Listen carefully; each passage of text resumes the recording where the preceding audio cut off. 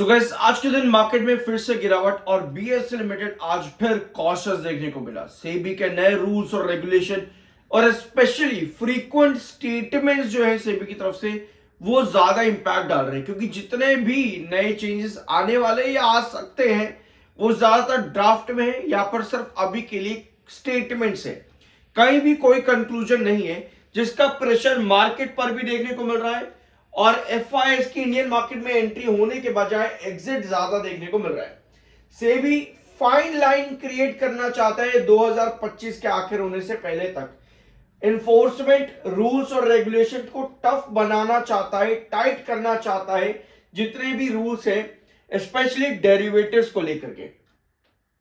ठीक है, अगर आप इन स्टेटमेंट्स को रीड करोगे तो एक बार फिर से सेबी की तरफ से स्टेटमेंट्स हैं कि डेरिवेटिव मार्केट में अभी भी फोकस रहेगा और जो future and options margin requirement होता है और उनकी जो लिमिट पोजीशंस होती है उनमें वहां पर हायर टाइट रिस्क डिस्क्लोजर होता है और सर्विलेंस होता है, इसीलिए वहां ज्यादा फोकस रख रहा है इस समय सेबी।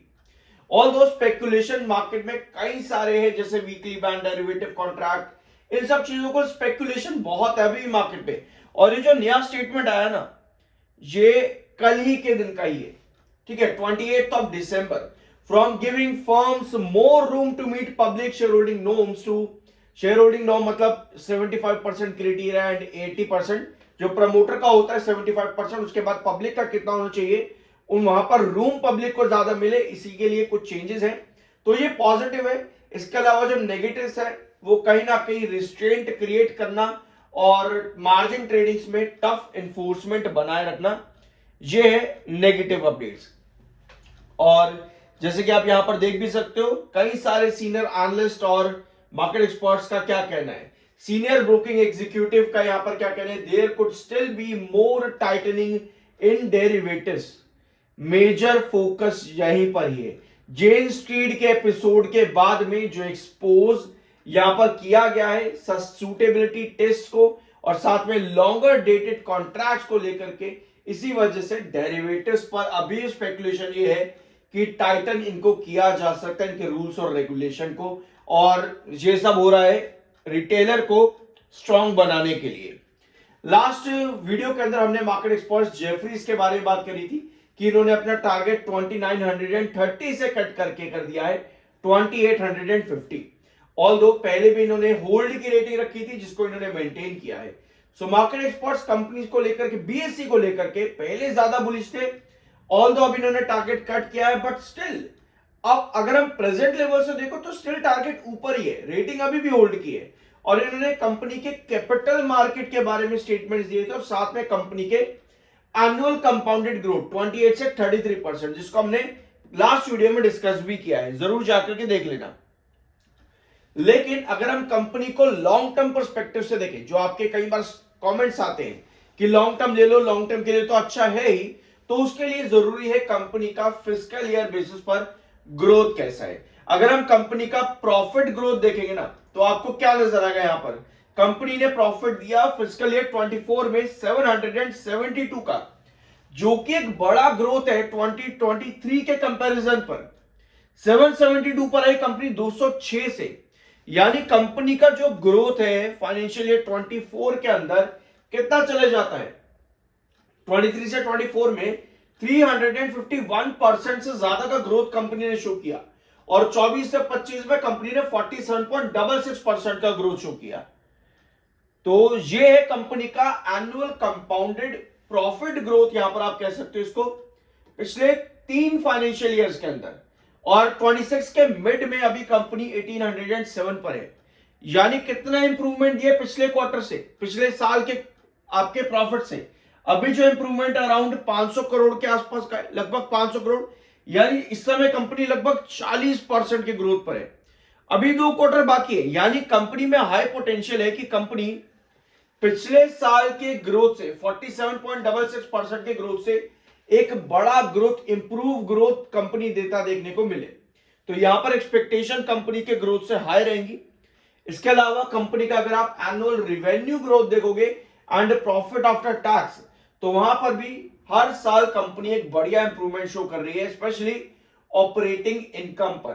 भले ही प्रॉफिट आफ्टर टैक्सेस पर पिछले 3 साल थोड़े से फीके रहे, 2024-25 में कंपनी ने बढ़िया इंप्रूवमेंट दिखाया, बट रेवेन्यू ग्रोथ पर कंपनी एक बहुत स्ट्रॉन्ग ट्रेजेक्टरी बना रही है।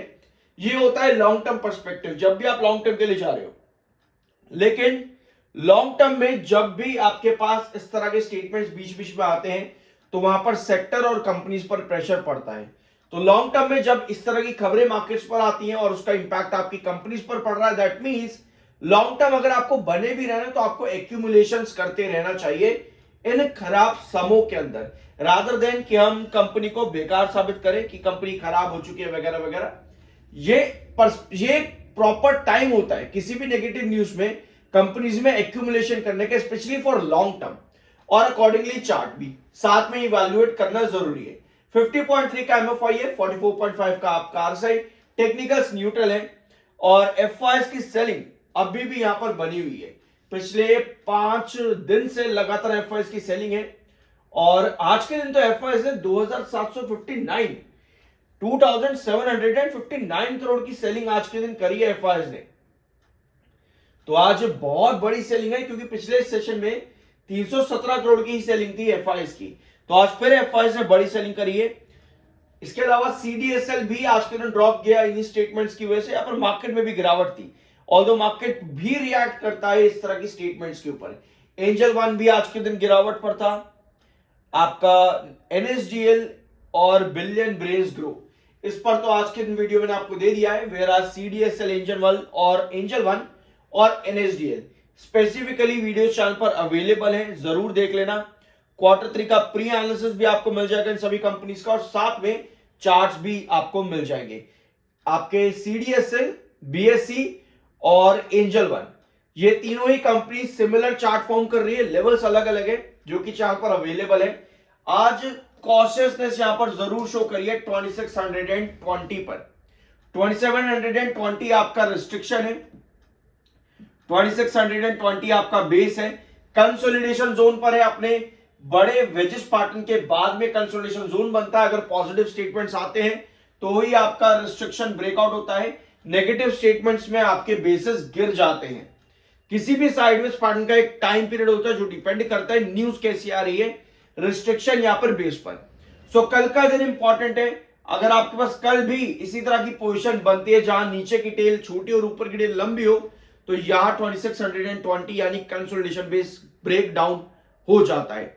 सो हमें चाहिए कल के दिन आपके पास नीचे की टेल लंबी रहे ताकि आप वापस से रिकवरी कर पाओ, अदरवाइज यहां पर और कॉशियस होने की जरूरत हो जाती है बीएसई लिमिटेड में। और कल मैंने आपके साथ एक छोटा सा क्लिप भी शेयर किया था अपने 12 नवंबर के वीडियो का, जरूर देख लेना क्योंकि वहां पर हमने डिस्कस किए थे एसएल क्या होने चाहिए आपके बीएससी लिमिटेड के। तो कल एक छोटा सा क्लिप शेयर किया है प्रीवियस वीडियोस का, जरूर चेकआउट उसको कर लेना। सब्सक्राइब जरूर कर देना। I am certified. मिलता अगले वीडियो में।